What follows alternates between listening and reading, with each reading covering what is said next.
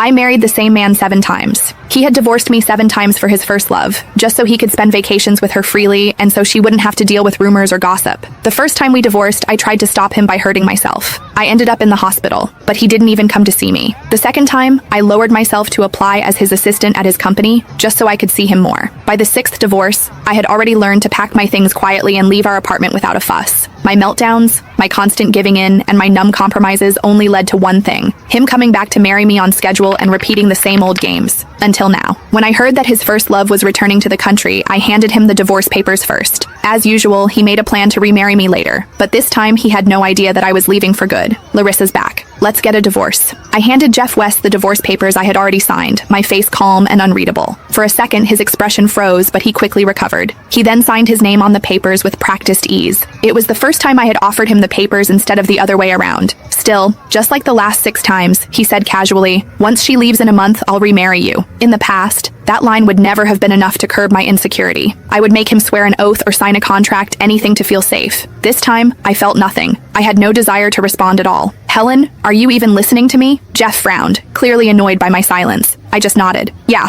but my hands kept moving, folding clothes and packing them neatly into boxes. When Jeff said he would remarry me, he always meant it. Everyone in the business knew him as a man who kept his word. We didn't seem like a real couple anyway. We were like 2 business partners with a contract that needed renewal, signing 2 papers every once in a while. One for marriage and the other for divorce. By now, I had signed 13 papers. I remembered him saying at our wedding that he would never betray me during our marriage, and he hadn't. After the divorce, he was free to be with anyone he wanted. The only cost was that I became the kind of person everyone in the social circle knew could be summoned or dismissed at his whim. But today my calmness seemed to throw him off. He could vividly remember how I had behaved during our divorce in the past. I had been hysterical, even self-destructive. Now, he watched me pack efficiently, faster than ever, and he looked a little unsettled. Maybe this time, I should move out instead. I slammed the large suitcase shut with a thunk, cutting him off. I already told my friend I'd stay at her place for a few days. Jeff seemed to have thought of something, and his face darkened even further. "You're not planning to sneak into my office again, are you? Pretending to be an assistant just to spy on me? Can't you do anything for yourself? Are you so lost without a man?" I understood what he was doing immediately. He just didn't want me showing up at his office, disturbing him and Larissa Osborne. After all, she was only back for a short visit. Jeff would always hire her to be his chief assistant, staying close to him at all times. After our second divorce, I had applied and got hired as Jeff's assistant. I carried his favorite caramel latte, heart racing with hope as I pushed open the door to his office. Instead, I found him leaning back in his chair while kissing Larissa, who was sitting on his lap. I lost it. I lunged at Larissa, fists swinging, and Jeff slapped me to the floor. People had gathered outside the office, peeking in.